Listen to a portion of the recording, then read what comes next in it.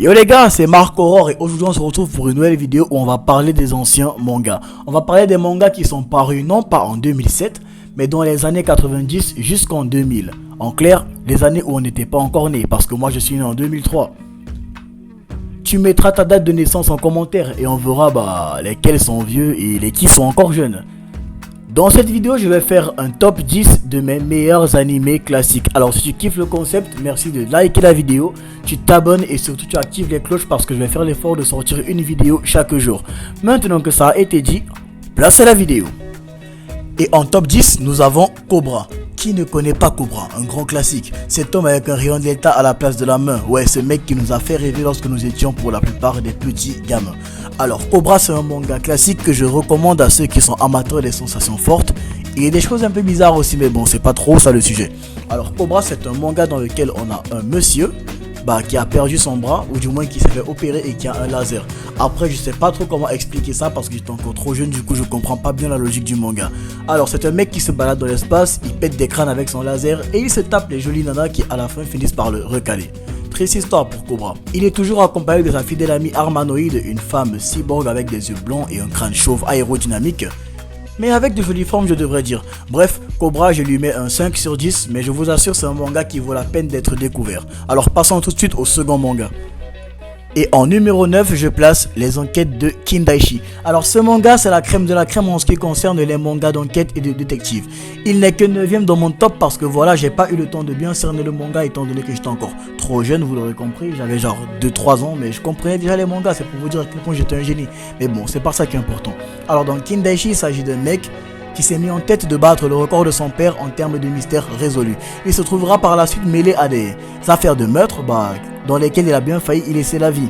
Il traque un coupable qui ne cesse de faire des victimes et qu'il finira peut-être par attraper. Je ne vous raconte pas la fin parce que voilà, j'ai pas envie de spoiler certains d'entre vous qui n'ont pas encore découvert le manga. Et en numéro 8, je vais placer Sayuki. Alors Sayuki, c'est un manga que j'étais assez conscient quand je regardais. Et vraiment, c'est la crème de la crème. J'ai beaucoup apprécié le manga. C'est l'histoire de 4 amis, enfin de 4 personnes. Genjo Sanjo et ses disciples Son Goku, Cho Akai et Shagojo. Ce sont 4 personnes qui ont été envoyées par une déesse dans le but de lutter au sein d'un conflit qui opposait les yokai et les êtres humains.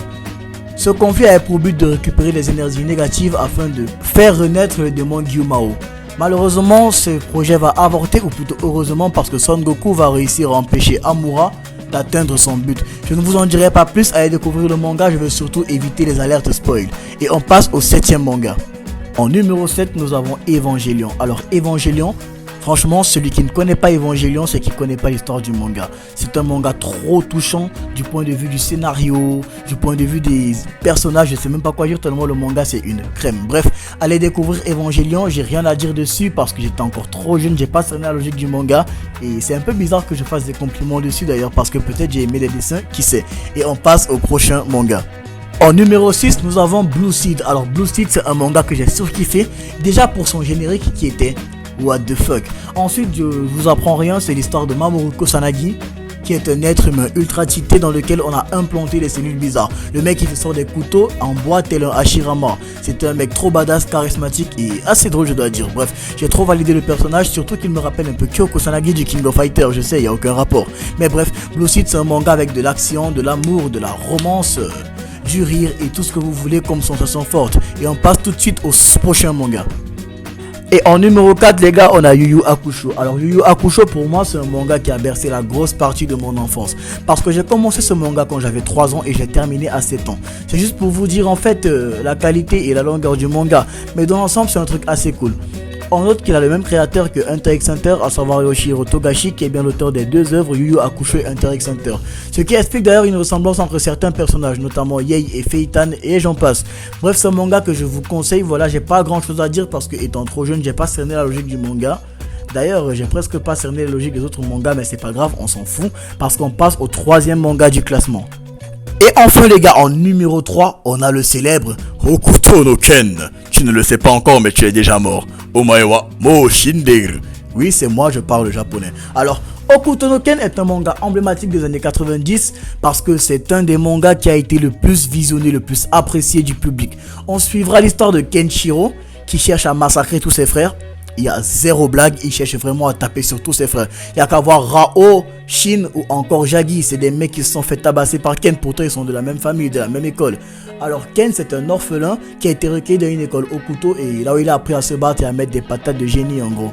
Ken va passer par plusieurs péripéties, notamment la mort de ses amis. Un peu d'amour, mais qu'il va rejeter parce qu'il n'a Dieu que pour la bagarre. C'est un perso assez bizarre, mais il kiffe les enfants quand même. Il kiffe les enfants. C'est pas un peu bizarre ça? Mais bref, on passe. Hokuto no Ken, c'est un manga que je recommande parce que son histoire est juste what the fuck. Il m'a fait pleurer des fois aussi avec les morts de certains persos comme Toki ou encore Rei. Franchement les gars, Hokuto no Ken, ce sont des émotions, de la bagarre et encore de la bagarre et je vous le conseille. Et on passe au numéro 2 de cette liste. Et en numéro 2 de ce classement les gars, on a le célèbre Street Fighter 2V. Franchement les gars, si tu me dis que tu connais pas Ken et Ryu de Street Fighter, vas-y quitte la vidéo sans la liker parce que j'accepterai pas ton like, voilà. Je te fais marcher, tu l'auras compris. Street Fighter c'est un manga, mais je vous assure, il est mortel. Avec l'histoire de Ken et Ryu, deux héritiers qui veulent apprendre le Hadoken. Ryu surtout qui va basculer du côté sombre un moment parce que manipulé par la marque du Shadow Law de Bison, mais il se fera très vite ramener à la raison par son pote Ken. Alors Street Fighter c'est un manga qui a inspiré plusieurs jeux vidéo par la suite, notamment le Street Fighter 5 qui joue sur PS4, mais croyez-moi le jeu en vaut la chandelle. C'est un manga vraiment, c'est une pépite, l'histoire elle est cool, j'ai pas envie de vous spoiler parce que beaucoup iront regarder après ça, j'en suis convaincu. Voilà, si tu iras voir le manga, tu likes la vidéo au passage et tu commentes, j'irai voir Street Fighter parce que franchement ce manga c'est la crème de la crème. Moi je le mets en top 2 parce que le manga qui va suivre, c'est un manga qui a bercé mon enfance, qui berce mon adolescence et peut-être qui va bercer l'enfance de mes enfants. Vous êtes prévenus. Et en numéro 1 les gars, on a Hunter x Hunter. Franchement, si tu me dis que tu ne connais pas Hunter x Hunter, vas-y tu quittes la vidéo, je veux même pas que tu t'abonnes frère. Parce que Hunter x Hunter, franchement pour moi, c'est le meilleur manga de tous les temps. Après Naruto et tout ça, moi je préfère d'abord Hunter x Hunter parce que tu vois, c'est l'histoire d'une vie. T'as l'histoire de Gon, un mec qui est né et son père l'a abandonné, histoire tragique tu vois, mais son père il a pas fait exprès parce qu'il était occupé par les aventures et tout, voilà. Il a zéro excuse, il a abandonné son fils pour aller vivre sa meilleure vie en fait. En fait, Hunter x Hunter c'est un manga vraiment dont l'histoire m'a particulièrement touché. Parce que déjà, t'as ce petit mec Gon qui se débrouille pour être aussi fort que les autres. Il sera traqué par un pédophile de glace du nom de Hisoka et il se fera un meilleur ami Killua qui descend d'une lignée d'assassins. Ouais, c'est pour te dire que le mec il est pas très bien entouré. Mais ses amis sont fidèles et ils vont vivre beaucoup d'aventures, je te spoile pas, tu vas découvrir le manga par toi-même. Et bien voilà les gars, c'est tout pour cette vidéo d'aujourd'hui sur les meilleurs mangas des années 90. Tu mettras ton manga préféré en commentaire et on se retrouve à très bientôt pour une nouvelle vidéo. Mais avant de quitter la vidéo, si tu l'as pas encore fait, tu vas lâcher ton meilleur like et si t'es encore sympa, tu t'abonnes à la chaîne parce qu'on sort une vidéo chaque jour. C'était Marc Aurore, au su.